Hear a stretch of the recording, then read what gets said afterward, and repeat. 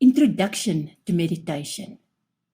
I want to remind you that this course is meant to help you find your way through all sorts of things that you will come across in your quest for a spiritual path. You will choose and decide what you want to focus on. And this will change as you go along, and you will find your own masters to guide you on your path. In this module, we focus on meditation. I'll explain to you what meditation is and what it is not. We will look at some types of meditation and how and when to meditate. We'll also explore the uses and outcomes of meditation. And I'll teach you how to use peripheral vision as a quick means of rising above your problems when you are in a tough situation and you need to calm down. If you want to practice meditation, then please feel free to search for free meditations on my YouTube channel. Here's a question for you. Have you tried meditation? How would you define meditation? What is meditation not? Meditation is not sleep. Probably the most important difference between meditation and sleep is the brain waves that form part of sleep and those that form the basis of meditation. There are 4 different waves that your brain emits, and they are measured in hertz. Hertz is the means of measuring how often a wave changes direction. 1 hertz equals 1 cycle per second. When you are wide awake, your brain uses beta waves. That's a brain activity of between 13 and 30 hertz or cycles per second. With beta waves, you concentrate and you have a high level of awareness. Your brain is active and you think logically, with a focus on problem solving and decision making. These beta waves are obviously not suitable for quiet meditation. As a preamble to meditation, you use alpha waves, which are 8 to 12 hertz, and they place your brain in a state of relaxation. These waves make you susceptible to hypnosis and contribute to a meditative state. But the alpha waves don't take you into the void, which is the purpose of meditation. Instead, alpha waves help you focus and be highly productive while feeling relaxed. You'll also use alpha waves when you're creative. These waves help you to listen and come to a conclusion, which you then put into practice. You mostly use theta waves, which are 4 to 8 hertz in meditation, and also during internal focus and spiritual awareness. These theta waves also cause you to daydream and have out-of-body experiences. Theta waves also form the basis for creativity, which is channeling creative energy from the source.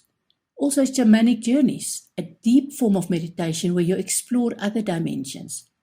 And ESP, that's extrasensory perception, referring to, for example, telepathy or clairvoyance. I'm sure you've experienced the effect of these theta waves without even realizing it. For example, when you are shaving or brushing your hair or doing other routine tasks and you allow your mind to wander. A client once told me that she enjoys long road trips because that allows her to clear her mind. What she was describing is none other than the working of theta waves.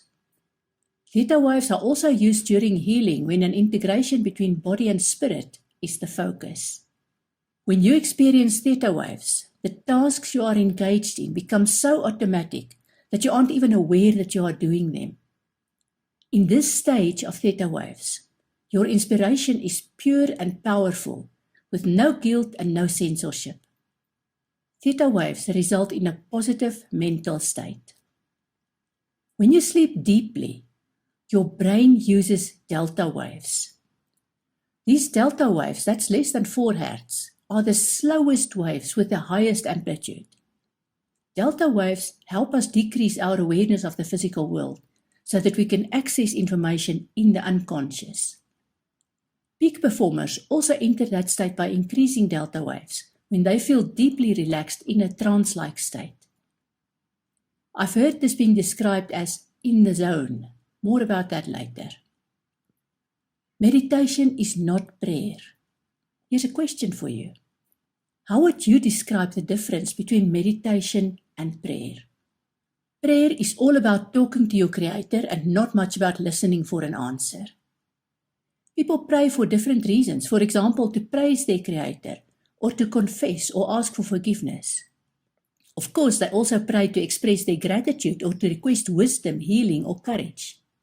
Sometimes people pray for help for others, for example, the sick or people in war-torn areas. Prayer is a solemn communication to God, however you want to address your Creator or another deity. Prayer is about talking and not much about listening. And no, there's nothing wrong with praying to your forefathers if you believe they have answers for you. There are many anecdotes confirming that faith and prayer may help us with experiencing greater health physically, mentally, and psychologically. You'll find studies that have been published in both medical and psychological journals supporting the positive effects of prayer and faith. Meditation is not prayer. In my definition, prayer is about talking to God or whatever you want to call your Creator. That ear is happy to listen to your demands, complaints, confessions, moments of joy and disappointments. That is prayer. For me, prayer is every single thought, word, and deed that originates from me during every waking moment. Prayer is not limited to the times when I focus on talking to God. But more about this in a later module.